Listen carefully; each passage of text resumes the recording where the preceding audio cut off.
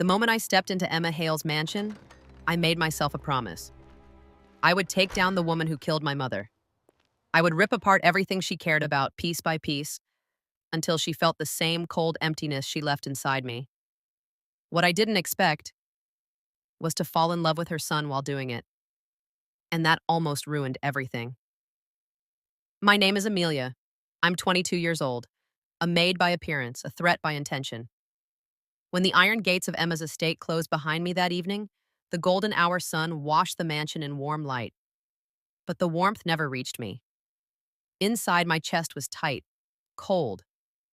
My fingers trembled around my suitcase handle, even though my face showed nothing but quiet obedience. A maid opened the door. She barely looked at me before waving me inside. The harsh ceiling lights buzzed overhead, a painful contrast from the golden sunset outside. Everything inside this house was too shiny, too polished, too curated, like Emma herself.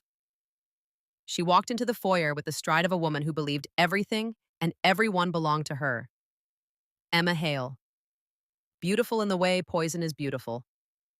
Sharp red lips, hair pulled so tight it looked painful, eyes that scanned me like a judge deciding someone's sentence. "You're the new girl?" she asked. "Yes, ma'am," I replied. My voice came out small, fragile, exactly the way I planned it.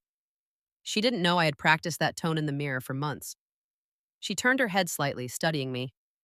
I kept my eyes low, pretending not to notice the suspicion forming in her expression. Inside, my heart raced, my palms damp with cold sweat. I had dreamed of facing this woman since I was 10 years old, but I forced myself to breathe slowly, to appear harmless. Because to destroy someone like Emma, you don't attack them head on. You get close, close enough to hear their heartbeat, close enough to dismantle their world from inside. Emma finally nodded, accepting me. "Do well, and you'll stay. Fail, and you're out." "Yes, ma'am," I whispered again. She dismissed me with the flick of a hand and walked away. Her heels echoed against the marble floor, sharp, commanding, a sound I had once admired as a young, stupid child. Now it only fueled my resolve. My room was a small space near the back of the house. When I dropped my suitcase on the floor, my hands shook. The lighting was harsh, fluorescent, creating long shadows across the walls. My breathing finally cracked, just a little as the weight of my plan settled over me again. This was the woman who tore my family apart. And now I was inside her walls. I clenched my fist until my knuckles turned white. "This time," I whispered to myself, "she loses." I didn't expect to meet him that night. The husband. Emma's younger, handsome, quiet husband. Liam Hale. 29, privileged and bored with his marriage. The kind of man who had charm without even trying. The kind of man Emma married for status, not love. He noticed me immediately. I walked past him in the hallway carrying a stack of linens. His eyes drifted toward me with a slow, curious interest. I kept my face neutral, pretending not to feel his gaze. Inside, my pulse quickened. Not with fear, but with calculation. He was my first target. I dropped one of the linens on purpose. He stepped forward to pick it up at the same moment I did. Our fingers brushed. I pulled back sharply, shrinking away like a frightened deer. "I'm sorry," I whispered. His expression softened. "It's all right. You must be the new maid." My shoulders tightened just a little, enough for him to notice. I lifted my eyes just for a moment, letting him see fear mixed with innocence. Then I looked away quickly as if overwhelmed. He stared at me longer than he should have, and there it was. The hook. The first string pulled. Over the next few days, I played my role perfectly. I moved quietly, gracefully, and always politely. I made sure to seem delicate, someone who needed protection. Liam noticed everything. The way I tucked my hair behind my ear, the way my hands trembled when he spoke to me, the way I avoided eye contact as if he intimidated me. Men like him always chased what they believed they couldn't have. Every time he entered a room, I flinched just enough to look vulnerable. And he fell for it. Slowly, steadily, predictably. But Emma, Emma watched me with a different kind of gaze. Narrow, calculating. Something inside her recognized a threat even without evidence. Predators always sense other predators. One night, I was folding clothes in Liam's study. The desk lamp cast long shadows across the room. My back was turned when the door opened. I knew his footsteps instantly. I forced my shoulders to tense.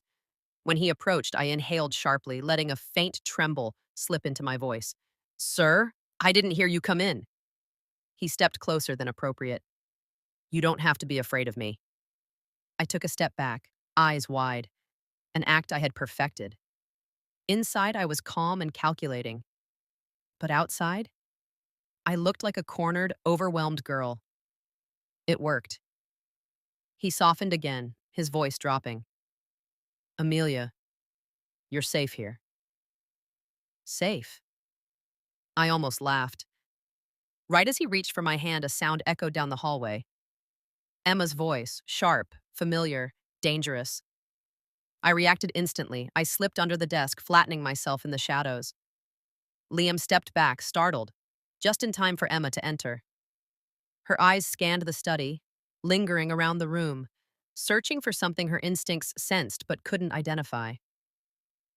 Why are you in here? She asked sharply. Couldn't sleep, he muttered.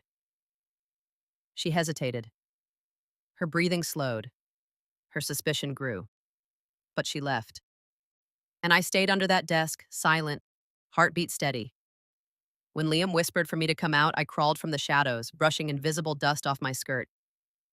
My expression stayed. Frightened. He lifted a hand as if to calm me, and in that moment, he fell just a little deeper into my trap. I didn't smile until I was alone again, because everything was working. Everything was unfolding exactly as I planned. But what I didn't know, what I couldn't predict, was that Emma's son was coming home the next morning, and he would complicate everything. I didn't sleep the night before he arrived. Emma's son, the golden child, the one person she truly loved, the one weakness I needed to break her for real. His name was Adrian Hale, 24 years old, a famous violinist whose music made people cry, talented, soft-spoken, the only innocent person in that entire mansion. And that was what made him dangerous. I woke up early, heart beating too fast. I kept telling myself I wasn't nervous. I was preparing. But the truth was, the next stage of my plan required precision. Adrian was the weapon that would finish Emma off, and I had to play my part flawlessly. The lights in the hallway were harsh as always, buzzing faintly. The kind of lighting that makes every flaw visible. The kind that strips warmth from skin. As I arranged the breakfast table, my hands were steady on the outside, but inside my chest tightened. Because I knew what I was about to do to him.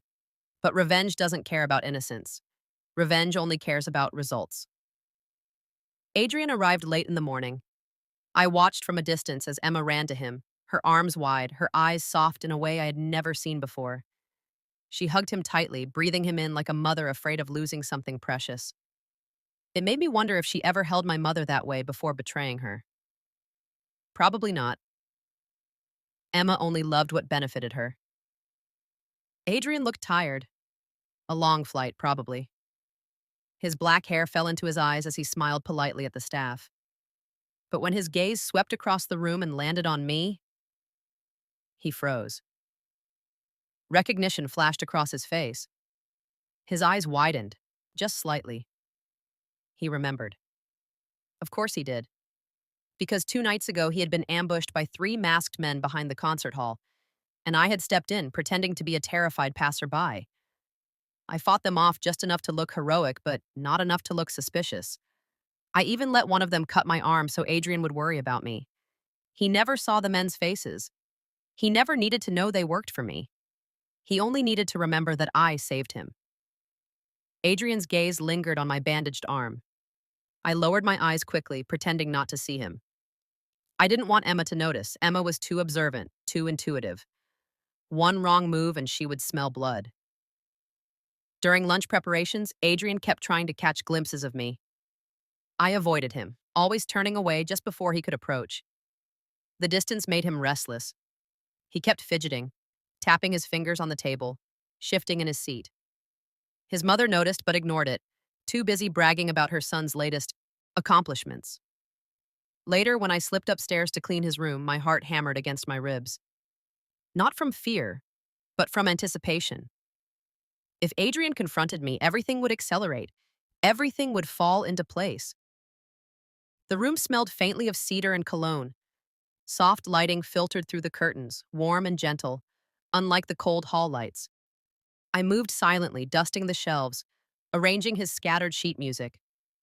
When the door shut behind me, I turned, slowly. Adrian stood there. His expression was intense, confused, almost relieved. He walked toward me, and I instinctively took a step back. He stopped, raising his hands slightly like someone calming a frightened animal.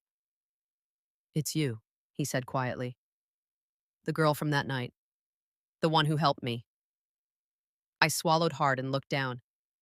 "Please, sir, don't mention it. I don't want any trouble." He frowned. "Trouble? You saved me." "I'm just a maid," I whispered, letting my voice tremble. "If your mother thinks I talked to you before I should, she'll fire me." That hit him. His entire body tensed, his jaw clenched, and his hands curled slightly at his sides. Guilt flickered across his face. He looked away briefly, then stepped closer. "I won't tell her," he said softly. "I promise." I forced tears to gather in my eyes, not enough to fall, just enough to shine. Tears always made men act recklessly. Adrian hesitated, then reached out and touched my bandaged arm gently. The moment his fingers brushed my skin, warmth shot up my spine. A feeling I wasn't prepared for. A feeling I didn't want. "You're hurt," he whispered. "It's nothing," I lied. "It isn't."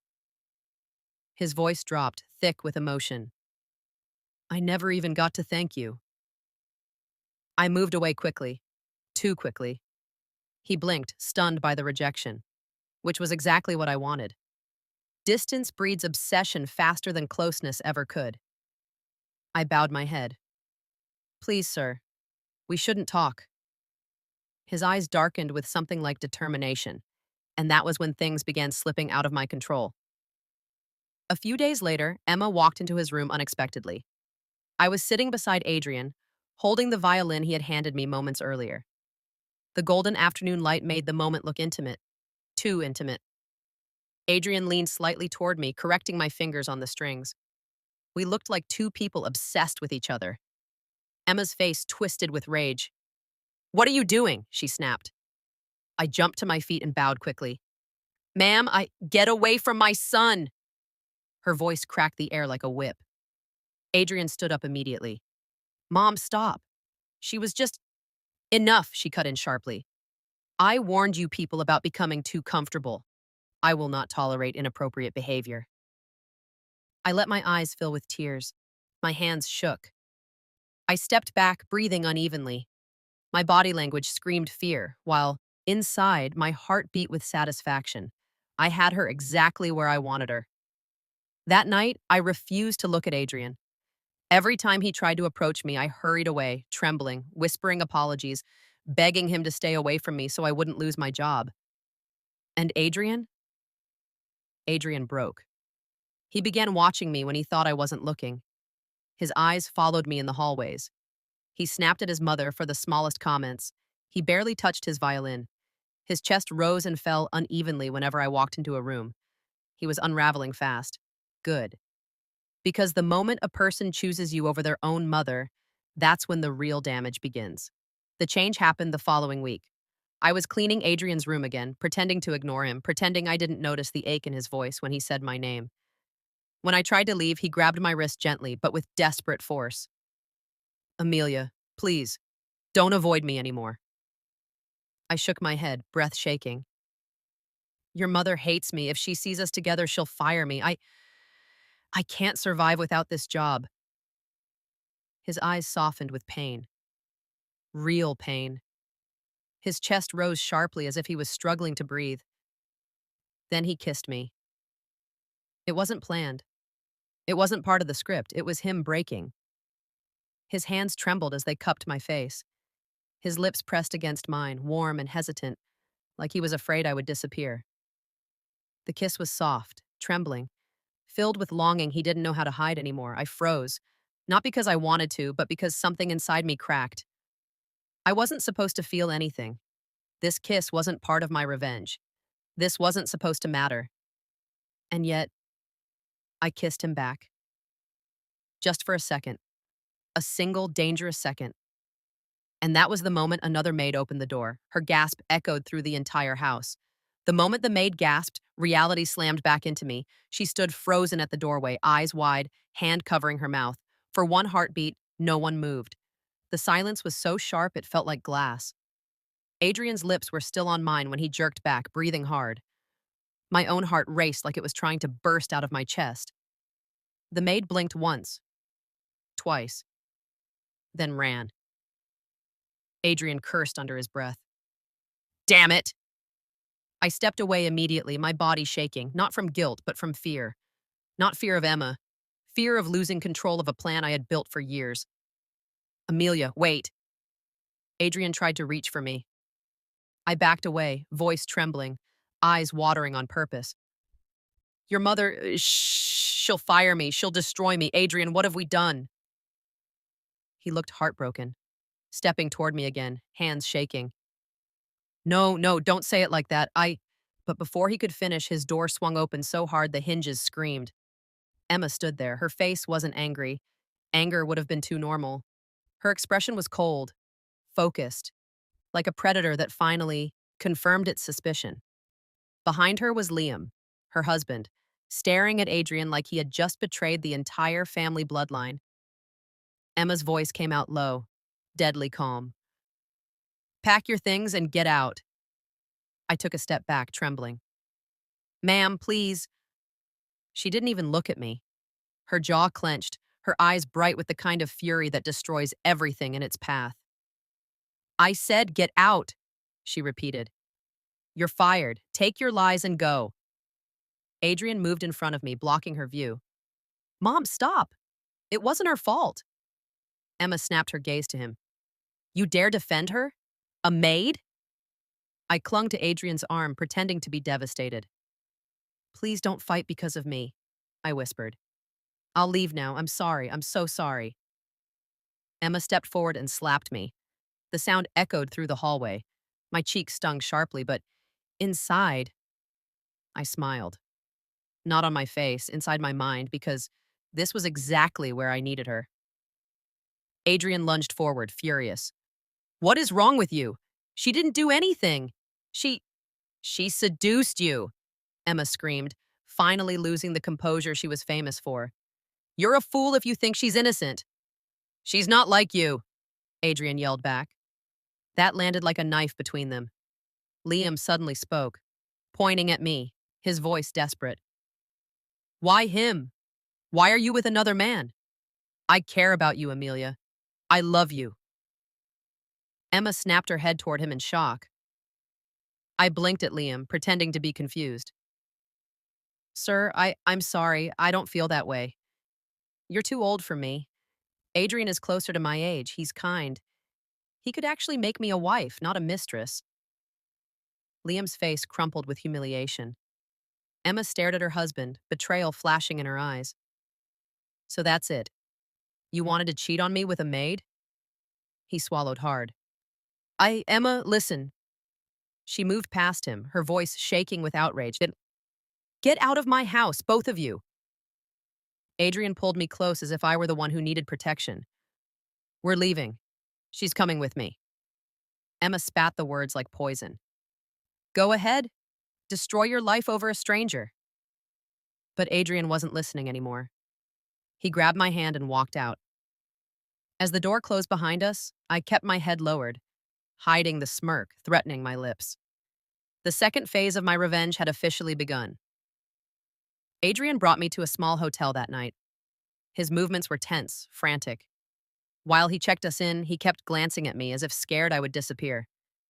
When we entered the room, he broke down. He sank onto the edge of the bed, rubbing his hands over his face. His voice cracked when he spoke. Amelia, please tell me what Liam said isn't true. Tell me you're not using me. I knelt in front of him, placing my hand on his knee like a gentle reassurance. Adrian, look at me. He lifted his eyes, full of fear. I'm here because of you. I whispered. Only you. He let out a shaky breath, leaned forward, and kissed me again. This time more desperate, more emotional, more real. I felt his chest rise and fall against mine. His hands trembled as they touched my face. And instead of pushing him away like I should have, I kissed him back. He pulled me onto the bed with him, and for the first time in years, I felt something warm break open inside me. That night, we made love. Slow at first, then intense, emotional, consuming. His touch was gentle, careful, almost reverent. And mine was conflicted. Because every time he whispered my name, a part of my heart cracked open wider. And every time I reminded myself why I was doing this, the pieces stabbed me from the inside.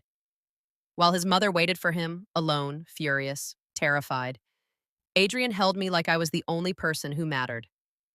By morning, sunlight streamed through the curtains. Warm, soft, nothing like the harsh lights in Emma's mansion. Adrian woke up smiling, his hair messy, his arms wrapped tightly around my waist. I don't regret anything, he whispered into my neck.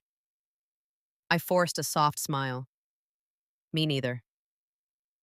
He kissed me again, then rushed home to face his mother, promising to return for me soon and take me back to the mansion as his girlfriend this time and not as a maid. When he left, I leaned back against the pillows, listening to the silence of the hotel room, the kind of silence that comes after irreversible decisions.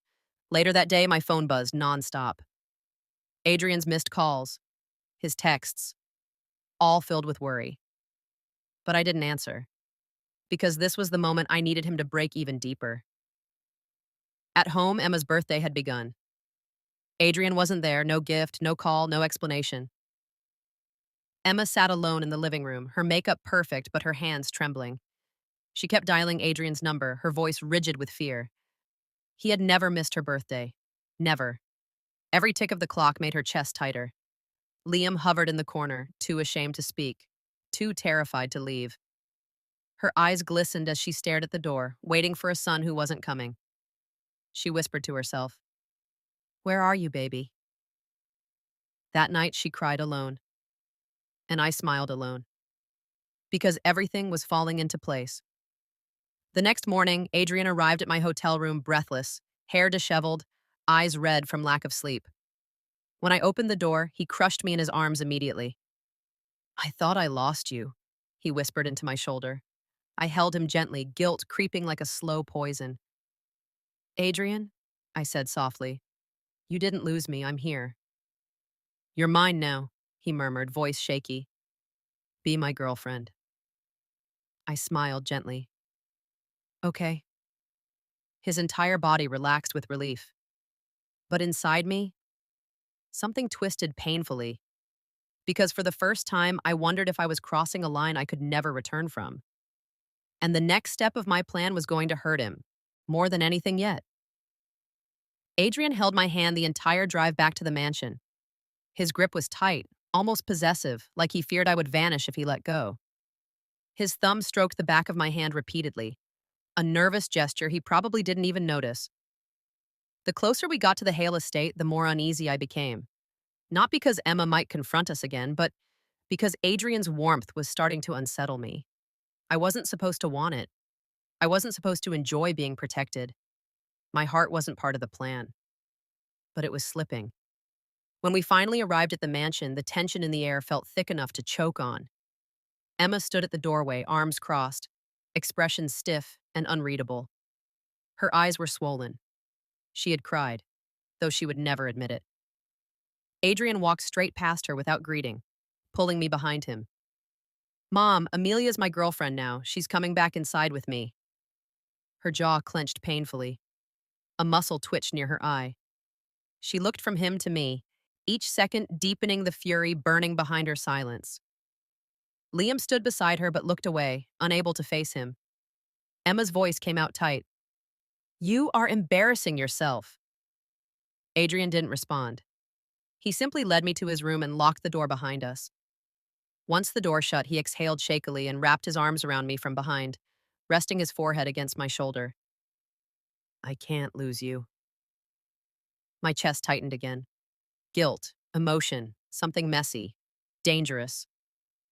I turned in his arms and pressed a soft kiss to his cheek. You won't. He believed me so easily, and that was what scared me. Over the next few days, life in the mansion changed completely. Adrian and I were inseparable. We cooked together, ate together, watched movies, went out for lunch dates, took bubble baths, slept wrapped around each other. Everything two people in love should do. And every time he smiled at me, my heart fluttered in a way I wasn't ready for.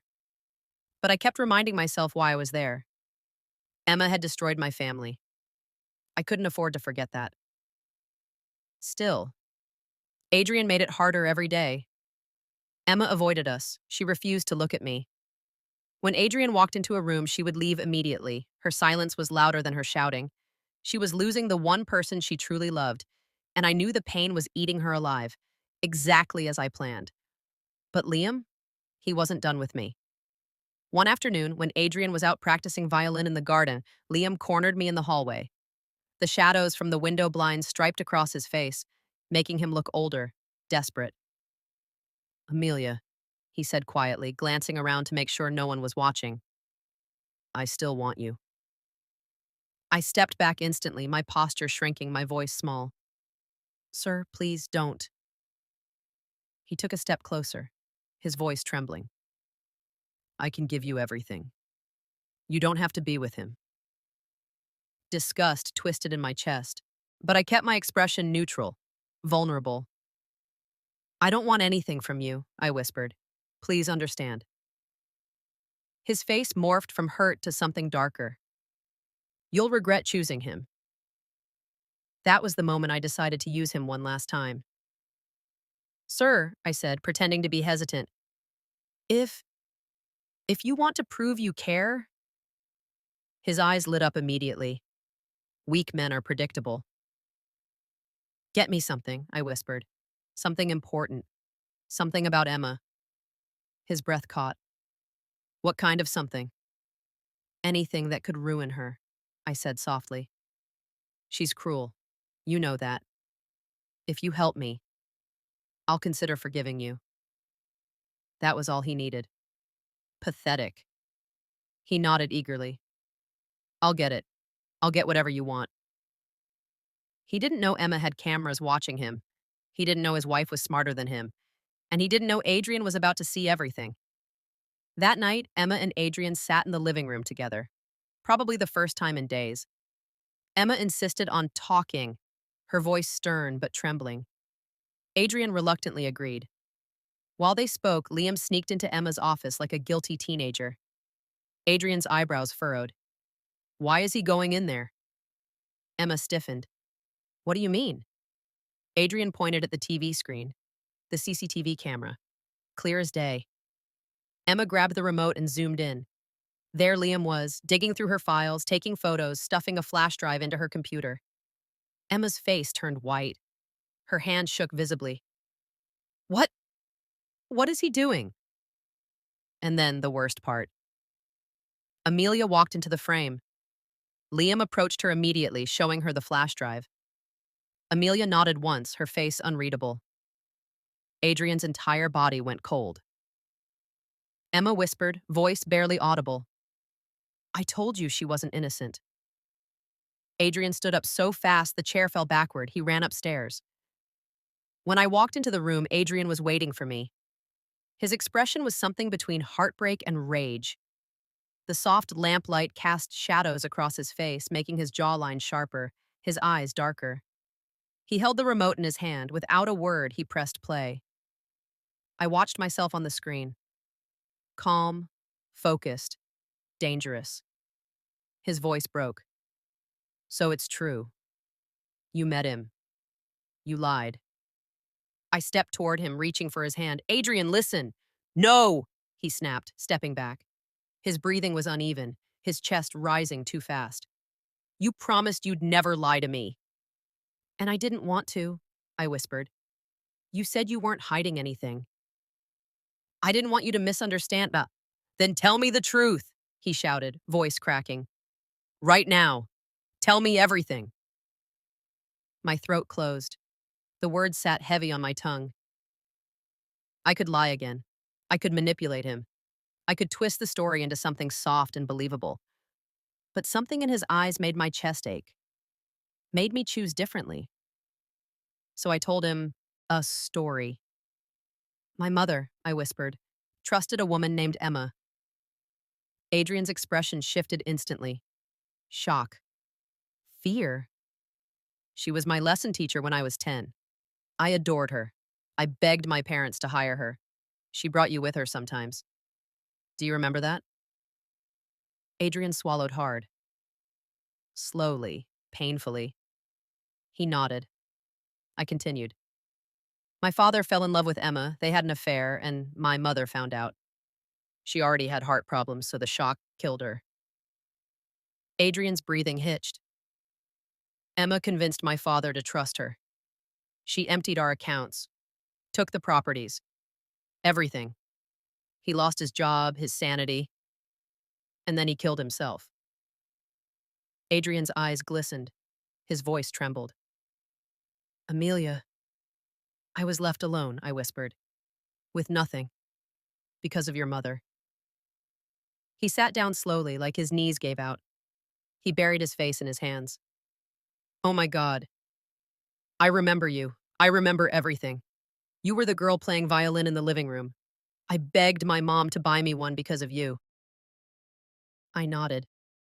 You never wanted violin, I said softly. You wanted me. He looked up at me, tears in his eyes. Did you manipulate me too? He asked quietly. I took a shaky breath. And for the first time in my plan, my answer was the truth. Yes, I whispered. At first. His lips parted in pain. But now? He asked, staring at me as if the answer would destroy him. My voice cracked.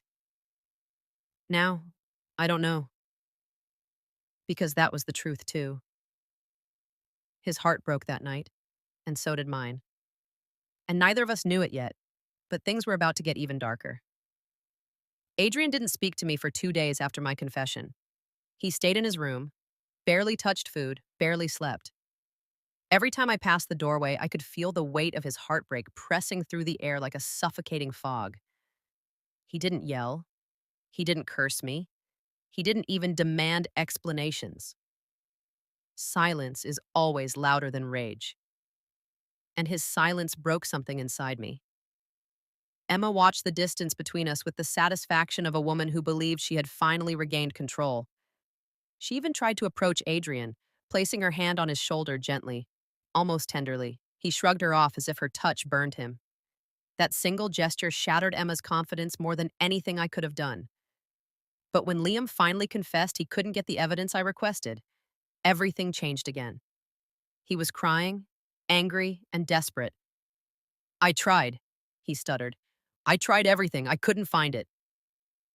He was useless to me now, and Emma was watching me like a hawk. It was time to leave. I packed my small bag and walked toward the front door silently. The hallway lights were bright and cold, creating sharp shadows under my eyes. My steps echoed lightly, each one tightening the knot inside my chest. I didn't expect Adrian to step out of his room that very moment. He saw my bag. His expression tightened instantly. His voice came out low, raw. Where are you going? I forced myself to look away. Home. There is no home, he said quietly. You live here now. I can't stay, I whispered. Your mother hates me. She'll never stop. And that's why I should leave with you. I turned sharply. My heart slammed against my ribs. What? He walked toward me slowly, his shoulders tense, his breaths unsteady. If you're leaving, then I'm leaving too. I shook my head. Adrian, no, this is your home. He grabbed my wrist gently but with undeniable certainty. Home is wherever you are. Something inside me cracked again. I hated how easily he could destroy my defenses without even trying. But I didn't stop him when he pulled me out the front door. We left the mansion that night, together. Emma screamed his name as he walked away. Her voice broke, cracked, shattered. The sound echoed behind us until the gates slammed shut. And for the first time, I felt something close to guilt for the woman I had sworn to destroy. Adrian found a small apartment downtown. It wasn't fancy. It wasn't luxurious. It didn't match his old money reputation at all. But he paid the rent without hesitation, unpacked his bags next to mine, and declared the place ours. He even cooked the first night, burned everything. But he smiled through it. That smile made my chest tight.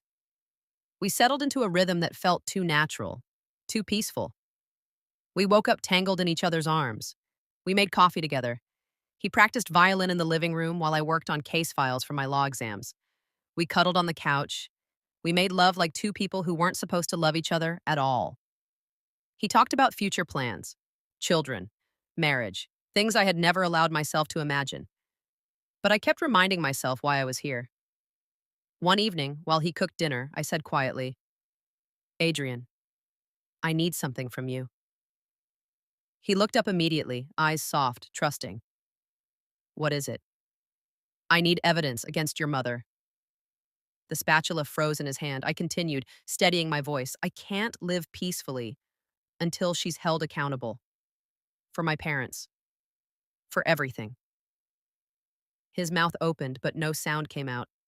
Pain flickered across his features. Conflict, fear, love. He dropped the spatula and walked toward me, cupping my cheeks gently. I'll help you, he whispered. But promise me, nothing will happen to her. My throat tightened. I nodded slowly. I promise. She'll just be arrested. Nothing more. He searched my eyes for a long, heavy moment. Then he nodded. I'll do it.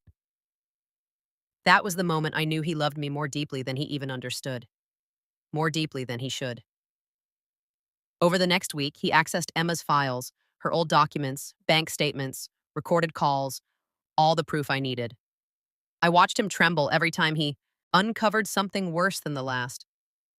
At night, he cried quietly into my shoulder, whispering, Why did she do that? Why did she hurt you? Why did she hurt your parents?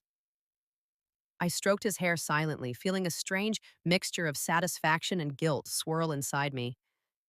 He submitted everything to me, and I submitted everything to the police. The day Emma was arrested, she looked at Adrian in disbelief. Betrayal painted all over her face. My baby, she whispered. You gave them this?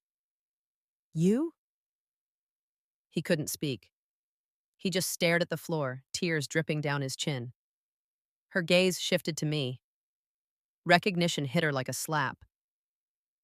You, she breathed. You're that little girl. I stepped forward calmly. Yes. And this is the justice you owe my parents.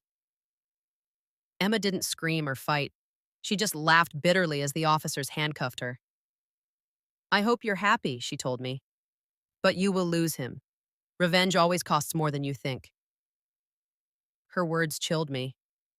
I turned away before they took her. Adrian followed me out, shaking uncontrollably. When we reached the street, he grabbed my hand like a drowning man clinging to the last floating board. Tell me we're okay, he whispered.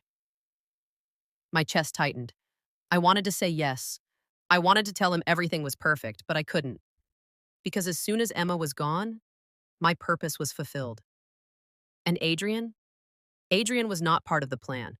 I wasn't supposed to fall in love with him in the first place. He wasn't supposed to become a person I loved. He wasn't supposed to be the piece that didn't fit revenge. So that night, when he fell asleep holding me, I got out of bed quietly. I packed my bag. I kissed his forehead once, softly, quickly, in the dark. Then I left. I blocked his number.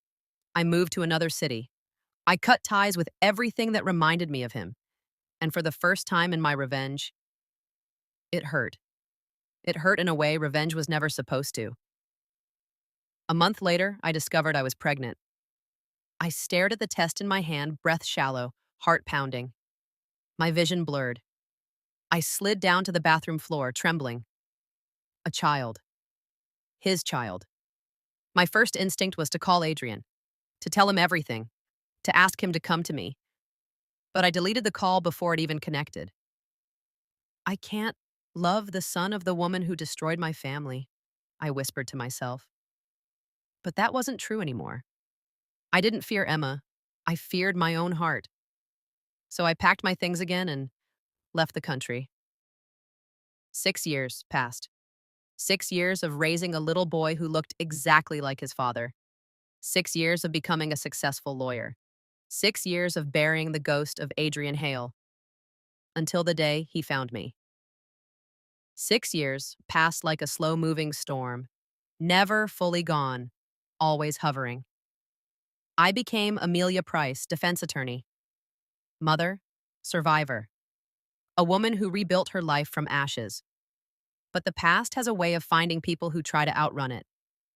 It began on a rainy Thursday afternoon. I had just picked up my son, Evan, from school. He ran ahead of me with bright excitement, his small backpack bouncing with every step. He had Adrian's hair, Adrian's eyes, Adrian's smile. My heart ached every time I looked at him. We reached the parking lot and I froze. Adrian stood there, tall, dark suit, black umbrella, the same intense eyes that once looked at me with love, and then heartbreak. When he saw Evan, his expression cracked instantly. Shock first, then something deeper, something raw. He whispered, almost breathless, "He looks just like me." My lungs locked. I grabbed Evan's shoulder protectively. "Amelia," Adrian said softly, "why didn't you tell me?" I looked away. "It doesn't matter anymore." His jaw tightened. "It matters to me. He's my son." Evan peeked up at him with innocent curiosity. "Mommy, who is he?" My throat tightened painfully. "No one, sweetheart. Let's go." But Adrian stepped forward, blocking my path, not aggressively, but with desperate determination. "Don't do this again," he said quietly. Don't run from me." His voice wasn't angry, it was wounded, and that hurt more. I held Evan close and walked around him, my pulse racing. He didn't stop me again, but his eyes followed us like a shadow I couldn't escape. The next week, he showed up everywhere, outside my job, near my apartment, at Evan's school. He never approached aggressively, just watched me with a mix of longing and pain. He wanted answers, he wanted revenge, he wanted closure. But mostly, he wanted his family back. One day, he finally confronted me outside the courthouse. "Why did you hide him from me?" he asked, voice trembling. "Why did you take 6 years of his life away from me?" I swallowed hard. "Because I didn't think you'd want anything to do with me after what I did." He laughed bitterly. "You think abandoning me made me stop loving you?" My heart twisted violently. He stepped closer, lowering his voice. "Amelia, I wanted to marry you. I wanted a life with you. And instead, you left me with nothing. No explanation, no closure. Just emptiness." His eyes glistened. "And now I find out you took my son with you too?" I couldn't speak. My chest felt too tight. My hands trembled. "I'm sorry," I whispered. It was all I could offer. He looked at me with a mix of heartbreak and anger. Sorry doesn't give me back what I lost. We became enemies again, silent, resentful, hurting each other with every conversation. But the bitterness between us was fragile, because underneath all of it, the love wasn't gone. It was just buried under years of wounds. And sometimes, hate and love speak the same language. Weeks passed. He kept seeing Evan. He showed up to school events, bought him books, played violin for him. Slowly, painfully, he became part of our world again.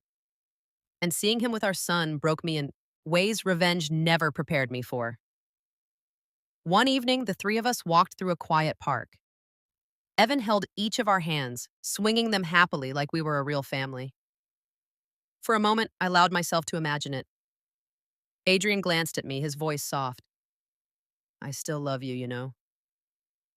My chest tightened. Adrian, don't. He smiled sadly.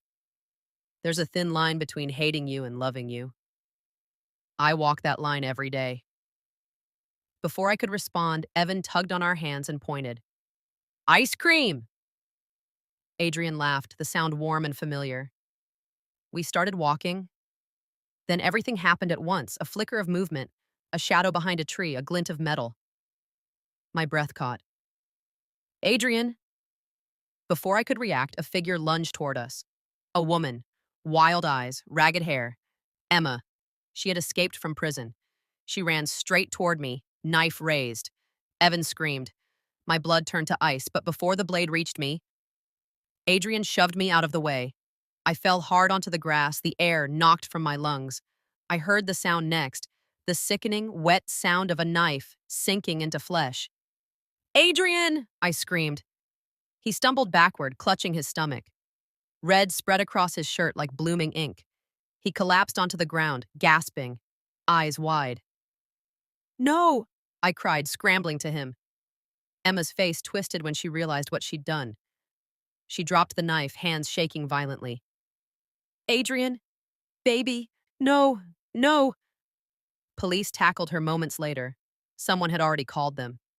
She went down screaming, but all I heard was the weakening breaths of the man bleeding in my arms.